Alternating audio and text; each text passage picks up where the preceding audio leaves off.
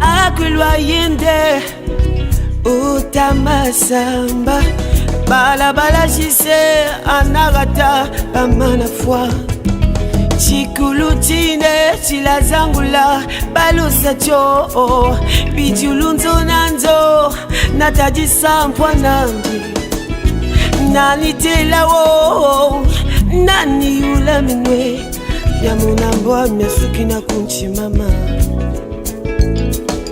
tala mitawa bisa wangana mama ngachibona bakangulo sakulandila mame bengachibo mina kutele mina kuyule akuwayinde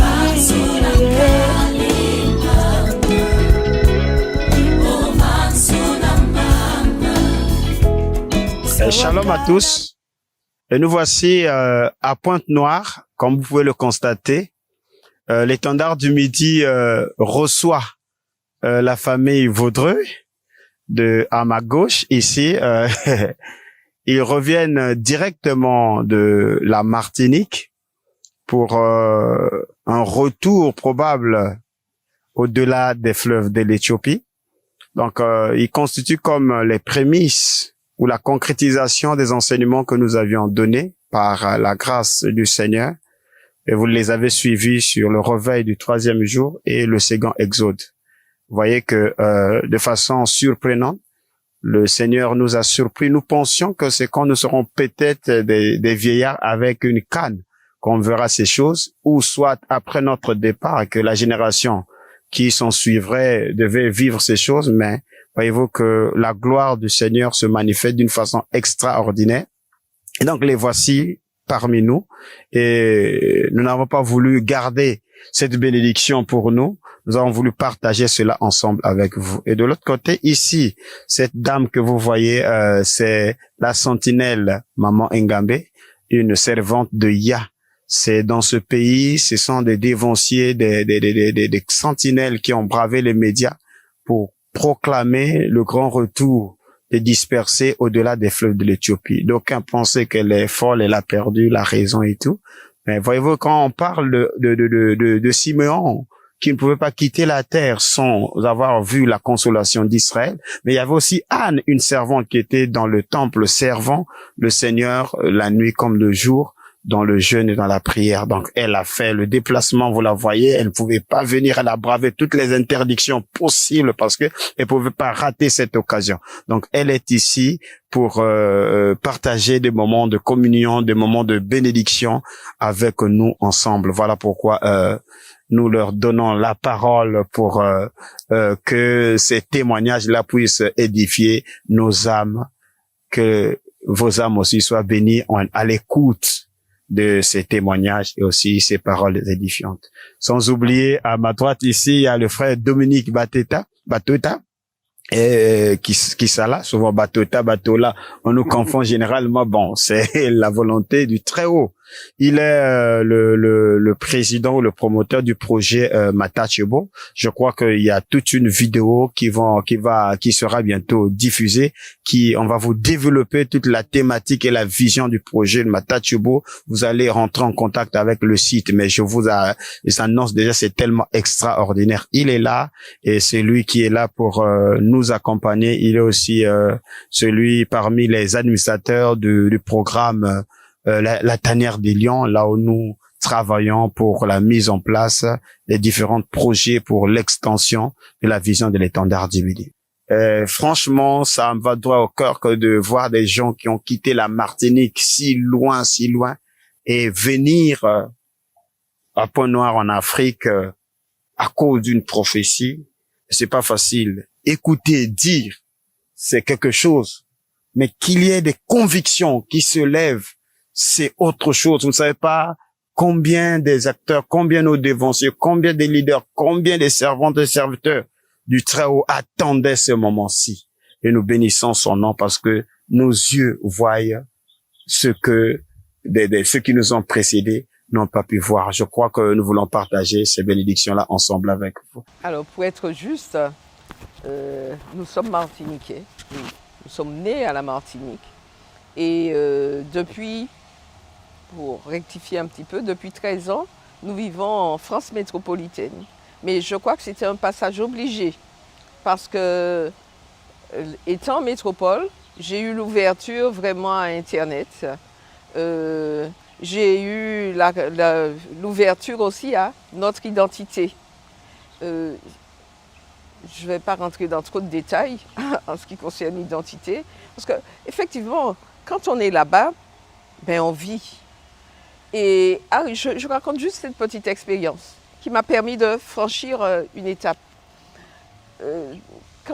Bon, mon aspect physique, tant que j'étais là-bas, je me coiffais comme je me défrisais, je me coiffais comme les Européennes. Et jusqu'au jour où donc j'arrive, ma coupe, brochine et tout. Et finalement, je me rends compte qu'il n'y a pas de coiffeur pour cheveux crépus. Je dis, waouh, qu'est-ce que c'est? Et je devais donc me rendre à Paris. Jusqu'au jour où je dis non, Seigneur, ça suffit. Tu m'as donné des cheveux crépus, alors je suis née ainsi.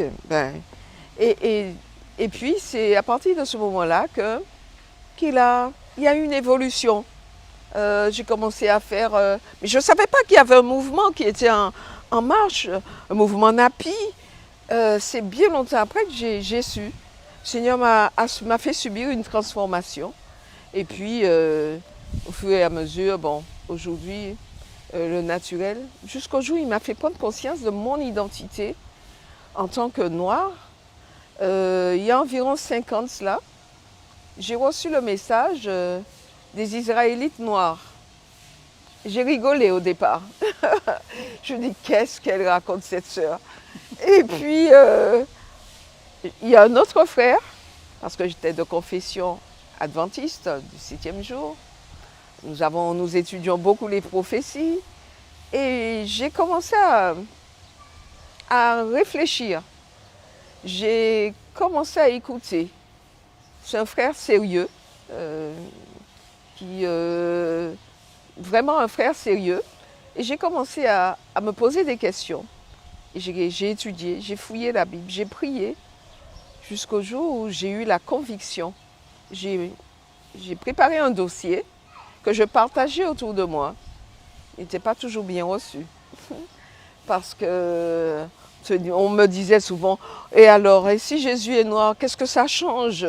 Je lui dis, oui, mais il y a une restauration spéciale pour le peuple d'Israël. Je prenais l'exemple de Romains 11. Je lui dis, mais on ne peut pas dire simplement que blanc ou noir, ça ne change rien. Je lui dis, il y a une restauration spéciale. Si on ne sait pas que nous sommes ce peuple-là, parce qu'il y avait une condition, il fallait que ce peuple revienne au Seigneur, qu'il revienne à sa parole, qu'il obéisse. Donc si tu ne sais pas que tu es l'hébreu de la Bible, tu continues à vivre comme un païen. Mais le Seigneur m'avait déjà appelé depuis longtemps à la conversion. Et jusqu'au jour où il y a, je ne sais pas si ça fait 1 an ou moins d'1 an, j'ai commencé à écouter les vidéos des docteurs Hack et Kim. Je dis, waouh, mon cœur brûlait au-dedans de moi. Je me suis dit, parce que je comprenais de mieux en mieux les prophéties, et je dis, parce que j'avais la connaissance des prophéties, donc sans connaissance de la prophétie, il est difficile d'entrer dans ce message. Et nous sommes entrés en relation, docteur Kim et moi, et jour après jour, mon époux, je lui dis, mais regarde. Et là, j'ai compris que le réveil, il est quelque part, au-delà des fleuves de l'Éthiopie, puisque la Bible le dit, en Sophonie 3. J'ai cherché, j'ai pris des cartes, j'ai regardé, j'ai vu qui étaient les vrais juifs. Et je ne pouvais plus rester en place. Je me dis, il faut que je sois là où se trouve le réveil, au-delà des fleuves de l'Éthiopie. Alors c'est toute l'Afrique subsaharienne. Et évidemment, ce n'était pas facile parce qu'autour de nous, c'était un message qui n'était pas accepté. Mais je comprenais qu'il fallait être au-delà des fleuves de l'Éthiopie. C'est là que se trouveront au dernier jour les véritables adorateurs. Il fallait convaincre autour de nous, à commencer par nos enfants. Ce n'est pas une petite affaire. Il a fallu biaiser. On a dû passer parce qu'il fallait quitter la Babylone. Ma fille me dit, maman, chez toi, c'est la Martinique. Elle s'est battue avec nous. Je dis, ok, on part en Martinique. Nous sommes partis il y a environ 3 mois en Martinique. Je dis, voilà, nous y sommes. Je dis, oui, l'île est belle. C'est un petit paradis. Mes frères et sœurs qui sont en Martinique, pardonnez-moi. Mais je voyais que on s'intéressait surtout au plaisir. Au plaisir. Boire, manger, sortir, la mer, zouker, grosse voiture, grosse maison. Mais je ne trouvais pas ma place. Nous n'avons pas trouvé notre place. Et notre fille, elle a dû reconnaître. Elle m'a dit, oui, vous n'avez pas le budget, vous n'avez pas. Je lui dis, ok. Je lui dis, tu sais, c'est l'Afrique. Elle m'a dit, bon, essayons la France. Le sud de la France, allons au sud de la France. On a essayé. Je lui dis, non, c'est pas là que le Seigneur nous appelle. Il y a toujours l'hiver d'ailleurs. Je lui dis, tu vois, ni Martinique, ni sud de la France. Alors, pour la bouée de sauvetage, elle nous dit, bon, eh bien, allez au Sénégal. J'ai une amie qui se trouve au Sénégal. Elle nous a proposé Sao Tomé, mais elle nous a proposé plein d'endroits, parce qu'elle ne voulait pas que nous descendions ici. Dès le départ, je lui ai parlé du Congo. Et elle ne voulait pas en entendre parler. Elle m'a dit, allez au Sénégal. Je lui ai dit, ok, parce que le Seigneur, il a un cheminement pour arriver au bout. Et au Sénégal, oui, nous sommes partis le mois dernier. Nous y avons fait 3 semaines. Nous étions contents. Mais on a senti que ce n'était pas la volonté de Dieu. Ce n'est pas là qu'il nous appelait. Même pendant notre séjour au Sénégal, j'ai appelé notre frère, pasteur King. Je lui ai dit, c'est comment au Congo? Nous avons projeté de venir. Nous sommes arrivés mardi de la semaine dernière. Donc, vous voyez, il y a eu un périple. 3 endroits d'affilée. Nous avons dépensé beaucoup d'argent. Chaque fois, on me disait, surtout pour le voyage au Congo. À un moment, nous étions découragés. On a voulu y renoncer, surtout quand le visa, les choses se sont accumulées. Je dis non. Nous avons dit que nous voulons voir de nos yeux au Congo. Si ce n'est pas là, eh bien, nous repartirons, mais nous aurons la paix du cœur. Et nous sommes partis. Nous sommes arrivés, à peine avoir mis le pied sur le sol du Congo, je me suis sentie en paix. C'est là, Seigneur, je me suis sentie en paix. C'était déjà le soir, donc on n'avait pas encore vu véritablement le paysage. Le lendemain, on a commencé à voir. Jusqu'à ce jour, vraiment, nous sommes contents. Nous sommes contents parce que notre cœur est content, notre cœur est en paix. Et nous rencontrons des frères jusqu'au jour où nous avons rencontré la sœur, elle va en parler, Gabé. Nous avons rencontré des personnes merveilleuses avec lesquelles nous voulons continuer la course avec notre Seigneur, aller à la rencontre de ce pays, mais nous sommes conscients que ce n'est pas seulement au Congo que Dieu nous appelle à y aller. Certains seront là, d'autres seront ailleurs, mais nous, notre place, nous avons compris que c'était ici. Et nous avons projeté d'investir, de nous installer sans perdre de temps, parce que quand le Seigneur, quand il ordonne, il donne. Il donne les moyens. Et nous croyons que si c'est ici qu'il nous appelle à y habiter, il sait pourquoi. Voilà. Et que personnellement, je suis aussi d'accord, car ce pays a des similitudes avec notre Martinique, hein, et ce qui fait qu'on se sent réellement, je dis ça, je suis en frisson, mais on est réellement, c'est pas du blabla, on est réellement à l'aise dans ce pays. Bon, maintenant, non seulement sur le plan climat, mais aussi environnement, mais aussi on a des amis que l'on connaît, qu'on a même ce caméraman qui est derrière la technique que j'ai discuté avec lui ce matin, et je crois que le feeling passe. Donc il faut le saisir. Si c'est la volonté de Dieu que l'on reste ici, bon, eh ben moi je ne m'y opposerai pas. J'ai connu une charmante dame hier qui est venue aussi nous voir, qui a fait tout un voyage, qui est venue témoigner, qui a fait tout un voyage depuis Brazzaville jusqu'à ici. Elle a pris l'avion et tout. Elle doit repartir peut-être plus tard, tout de suite pratiquement. Donc je ne resterai pas trop longtemps avec le micro. Je vais lui passer le micro. Mais enfin, je ne peux dire que amen à tout cela. Hein, amen à tout cela. Et merci encore à notre frère Dominique Batota et au pasteur King et tous ceux que nous avons connus ici, et à la sœur Mgambé, et aussi à mon épouse elle-même qui se trouve à côté de moi. Donc j'espère que nous ne serons pas déçus. Bien évidemment, il peut y avoir des embûches. Hein. Nous avons un ennemi qui nous envoie des flèches à longueur de journée, mais si nous avons une direction avec notre Seigneur, nous devons la garder.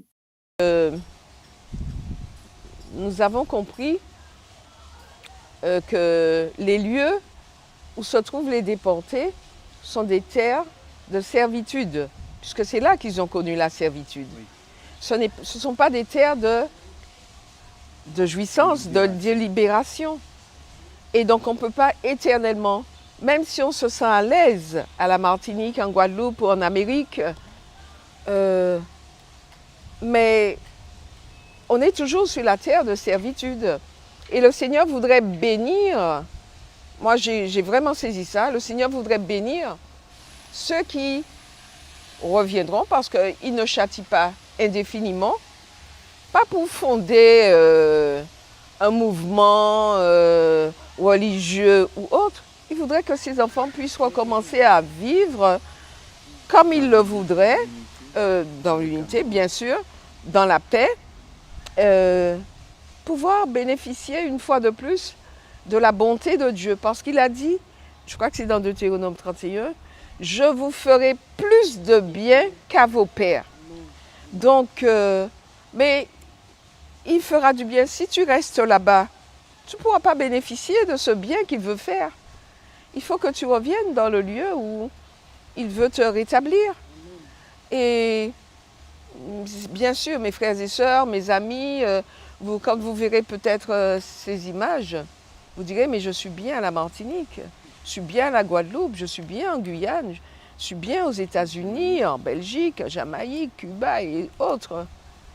Mais vous êtes sur la terre de servitude. Oui, la terre de malédiction. Et la bénédiction n'est pas sur la terre de malédiction. Il veut nous ramener comme il l'a dit. Donc, je vous encourage à y venir. Revenez. Revenez. Ce n'est pas facile, hein? Ça a été une grosse lutte. Une grosse lutte, un combat. C'est un combat spirituel. Un combat, des fois, contre la famille, les amis, les pasteurs, tous ceux que nous connaissons. C'est un véritable combat entre la vérité et l'erreur. Oui, nous sommes les Israélites de la Bible. Oui, je me considère comme Israélite. J'ai professé ma foi depuis quelques années déjà. Certains s'en sont moqués, mais je professe ma foi en la parole de Dieu. C'est ce que Dieu dit. Donc, il n'y a que ceux qui ont la foi qui entreront dans la promesse.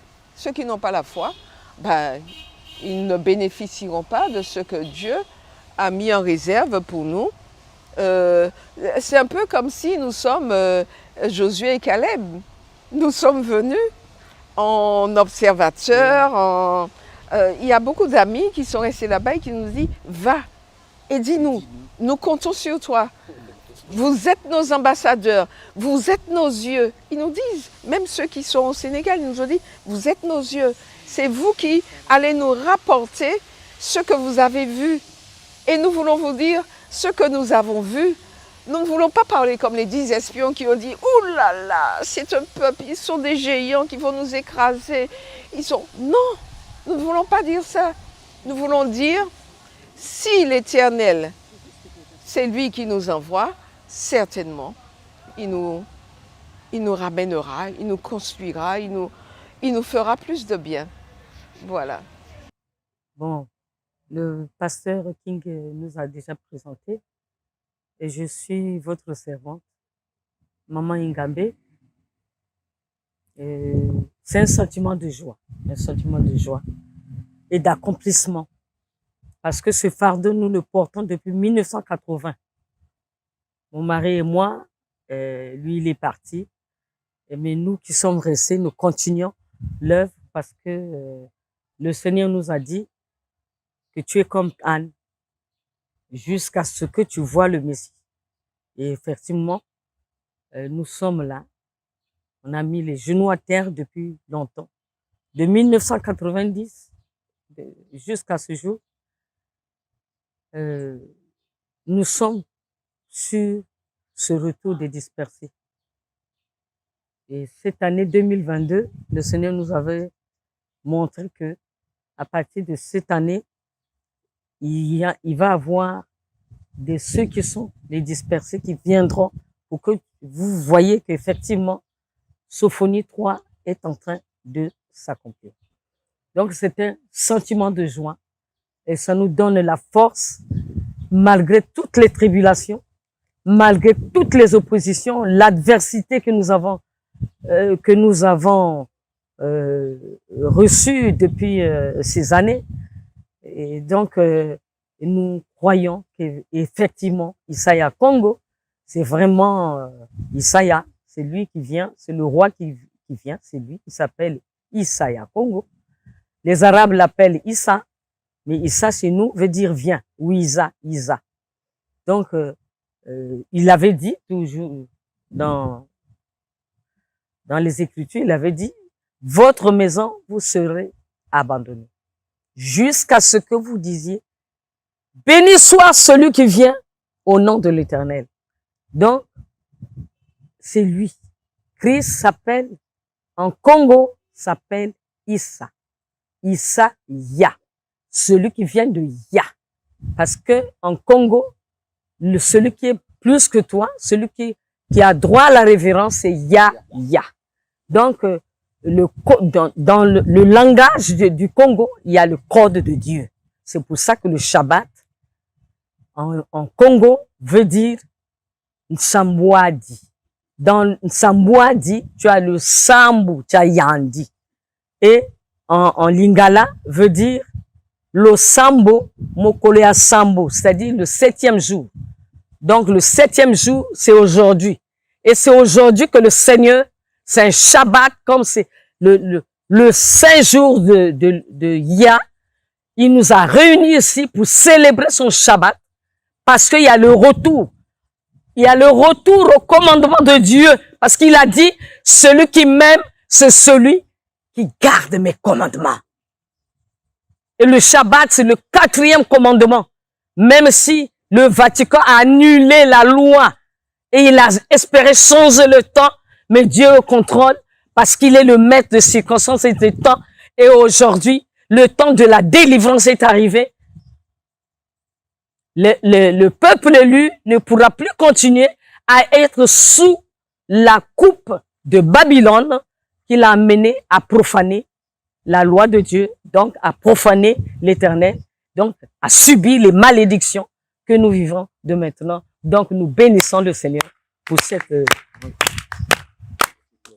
Et après toutes ces interventions, je suis plus que ému je partage l'émotion que j'entrevois déjà derrière les lentilles de la caméra.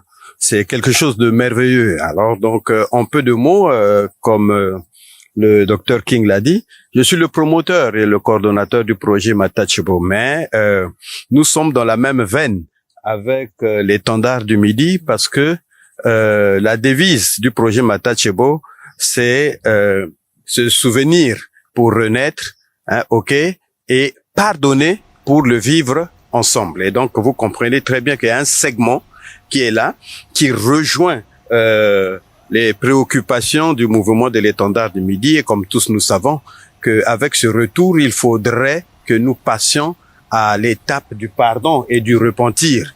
Nous faisons la promotion, en fait, de l'auto-réparation. Entendu par là, que nous croyons qu'il faudrait d'abord qu'on se réconcilie entre nous avec nos frères et nos sœurs qui sont partis en déportation, qu'on se réconcilie avec nos pères et nos frères qui ont eu la faiblesse justement de travailler en complicité avec les esclavagistes, donc tous ces courtiers, ces royaumes qui ont prospéré avec l'argent du sang. Hein, ok, nous devons aussi leur accorder ce pardon, de sorte que une fois qu'on se soit pardonné mutuellement, nous puissions maintenant nous retourner vers l'Éternel et faire la grande repentance, reconnaître tout ce mal que nos pères ont fait. Alors donc, en deux mots, je veux vous situer dans le contexte. Nous croyons, nous, au niveau du projet Matachebo, qui est un projet mémoriel. Vous voyez, Matachebo, c'est un type de manguier. Ces manguiers, ce sont ces manguiers qui bordent les routes des déportés de la baie de Luango. Donc, nous essayons de multiplier ces mangues, de sorte que nous puissions les placer dans les lieux mémoriels, dans les écoles, partout, quand nos enfants verront ces manguiers, qui se rappellent que ces manguiers viennent de Luango et que c'est à Luango où sont passés beaucoup de déportés qui sont partis dans la Caraïbe, aux Amériques et réduits en esclavage. Mais nous nous sommes dit, ces courtiers, parce que l'esclavagiste, lui, il restait au niveau de la baie de Luango, au niveau des factories, donc là où est au niveau du comptoir. Ce sont nos propres frères, nos parents qui rentraient dans la forêt pour traquer leurs propres frères et les ramener en procession comme déportés et les vendre. Parce que à ce moment-là, ils prenaient, la sélection était faite, on appelait celui qui répondait aux critères, c'était une pièce d'Inde, hein, ok, à laquelle on monnayait contre 43 articles, dont les pagnes, le whisky, la poudre. Mais ces pannes se retrouvaient autour des couronnes.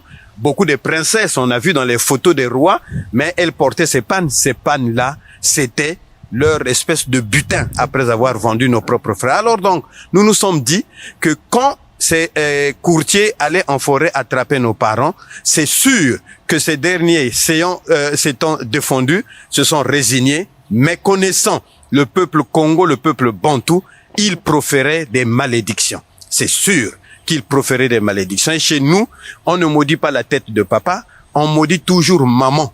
Et à un endroit précis, dont la pudeur m'interdit de le dire ici, ce qui signifie que toute la descendance de cette maman devrait porter une chape de malédiction. Donc, on maudissait, en fait, ces courtiers, on maudissait les mamans de ces courtiers. Qui sait si dans mon sang ne coule pas aujourd'hui le sang d'un de ces courtiers. Alors donc, on s'était dit, Dieu a dit, malédiction sans raison n'a pas d'effet.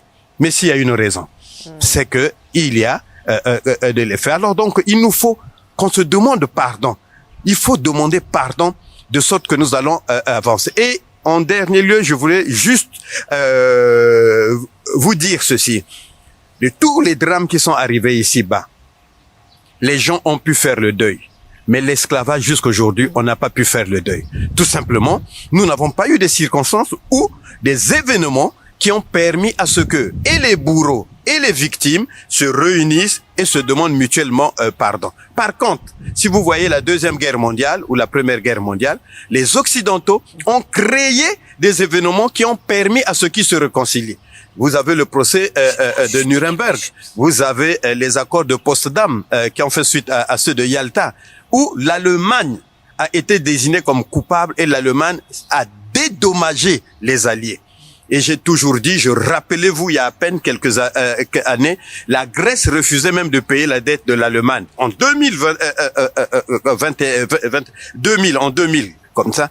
Pourquoi? Prétextant que l'Allemagne n'avait pas encore fini de payer sa dette de la Deuxième Guerre mondiale. Ce qui sous-entend, qui payait cette dette, mes frères? Si ce n'est les descendants, de ces Allemands qui avaient en fait mis cette planète à feu et à sang. Mais ces enfants qui payent ne sont pas les parents de Himmler, ni de Hitler, ni de Göring, mais ce sont des Allemands, par leur labeur, payent le péché de leur père. Ce qui signifie que pour l'esclavage, ça pousse aussi à réflexion. Et un jour, nous avons vu François Mitterrand avec Helmut Kohl se tenant la main devant la flamme du soldat inconnu. Donc, caricaturalement, nous avons vu le bourreau avec sa victime se tenant la main devant la mémoire d'un événement. Mais cela n'est pas encore arrivé pour la traite négrière. Et nous battons de sorte que aussi nous, un jour, que ce soit les victimes, les déportés, les pays d'origine des esclaves et les pays destinataires et les négriers, nous nous retrouvons aussi devant peut-être une stèle. Nous tenons la main dans l'amour pour le vivre ensemble. Donc voilà un peu notre combat. Vous comprendrez que ce combat rejoint quelque part une section justement de la grande prophétie qui demandait à ce que nous puissions nous réconcilier aussi et que nous demandons mutuellement pardon. Donc je vous exhorte et je voudrais ici remercier encore ce couple pionnier. Ils sont venus comme des pionniers sur cette terre. Ils ont vu ce qu'ils ont dit, ça sort de leur cœur. Je n'ai pas de commentaire, si ce n'est remercier Dieu qui est resté fidèle dans ses prophéties. L'intervention de notre frère m'a bousculé. Nous sommes obligés vraiment d'ajouter quelque chose. C'est tellement puissant. Dieu est Dieu. Bisi Congo, je vous le dis, Dieu est Dieu. Nzambi wena nzambi. Nkwatu lendo tuonso. Mina mika vuvanga. Ni mina kayidikaka. Tangu yifweni. Ce que le frère vient de dire, en septembre 2021, j'étais très malade. Et le Seigneur me disait, tu vas pas mourir parce que il faut que tu accomplisses ce pourquoi j'étais établi. Alors il me dit, va vers ce peuple rebelle, idolâtre, parle, qu'ils écoutent, qu'ils n'écoutent pas, mais toi tu parleras.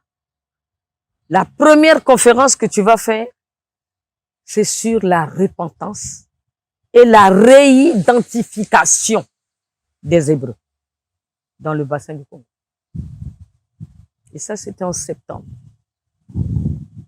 Et en 2022, le 26 février 2022, il m'a poussé à aller faire un appel à tous les BC Congo pour qu'on organise la contre-conférence de Berlin. Parce que nous ne pouvons pas parler de la délivrance, nous ne pouvons pas parler de la liberté sans détruire les actes de Berlin, le code noir, la charte de l'impérialiste qui continue à gérer le pays qui est devenu la propriété des 14 nations qui sont les nations européennes. Nous ne sommes que des étrangers sur cette terre. La terre a été mise en propriété par les fils de Japheth et bien sûr Édom et Ésaïe. Donc comme nous sommes dans le temps où les prophéties, de la même manière que l'esclavage qui était prévu dans Deutéronome 28, s'est accompli à la lettre, et bien c'est de la même manière aussi que Ézéchiel 36, Ézéchiel 37, Ésaïe 18, Ésaïe 19 et Sophonie vont s'accomplir. Et l'accomplissement, comme l'esclavage et la traite négrière est partie de Mbanza Congo, eh bien, elle aura lieu, le retour des dispersés aussi commencera par ici. Donc, Makukuma Congo, c'est ça. La repentance. La repentance concerne d'abord la réconciliation des Congos.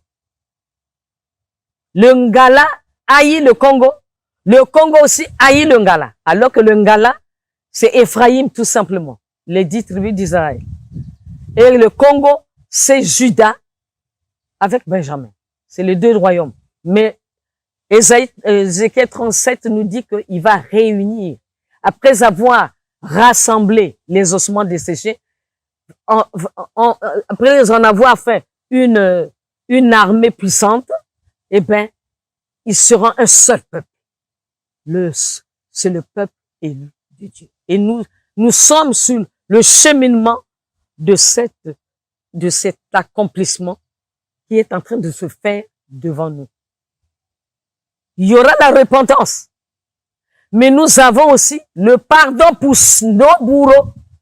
Parce que la vengeance appartient à l'Éternel. Il n'y a pas à aller demander ça va choquer les gens, mais nous sommes dans la volonté de Yah. Yah dit, c'est à moi la vengeance. Et comme il a ouvert les cieux pour accomplir la délivrance, la vengeance appartient à Yah. Et nous avons à nous repentir entre nous et nous pardonnons, comme Jésus l'a dit, pardonnez vos ennemis, aimez-les. Parce que c'est l'accomplissement. Ce que Dieu avait dit dans Deutéronome 28, ça a été accompli. Parce que nous avons désobéi. Et puis le résultat de la désobéissance, c'est la traite, la colonisation et le mépris. Donc voilà, nous bénissons le Seigneur parce que nous sommes dans merci et merci à tous. Comme vous pouvez le constater que le message est en train de se propager comme une poudre. Et le mouvement est là, les ossements desséchés sont en train d'être réunis. Et tout à l'heure, nous étions en conférence, vidéoconférence, Zoom avec la mise en place de la plateforme qui gère la grande conférence de Bangui. Voyez-vous que on a eu part à des témoignages, à des révélations de la part des hommes de Dieu du côté de la Centrafrique. Donc c'est tellement merveilleux et nous bénissons le Très-Haut de ce qu'il a donné un signe par l'arrivée de ses fils et filles de la part de l'autre côté, ceux-là qui étaient partis, et comme la sentinelle vient de le dire, aussi l'évoquer, c'est parti du Royaume Congo. Et je crois que le redéploiement aussi commence à partir du Royaume Congo. Et voyez comment le Très-Haut a mis ces différentes grâces éparpillées, ça et là, du côté de Matachebo, du côté de la Sentinelle. Il touche ceux-là qui sont allés de l'autre côté de la déportation, afin que tous nous puissions nous retrouver au-delà du fleuve de l'Éthiopie pour la restauration du grand culte. Parce que le Seigneur avait dit que nous allons porter des offrandes précisément au-delà du fleuve de l'Éthiopie. Alors soyez grandement bénis et la suite vous sera donnée sur tous les événements, sur le film de la visite de la baie de Luango, du couple, et aussi du site de Matachebo. Merci encore, merci.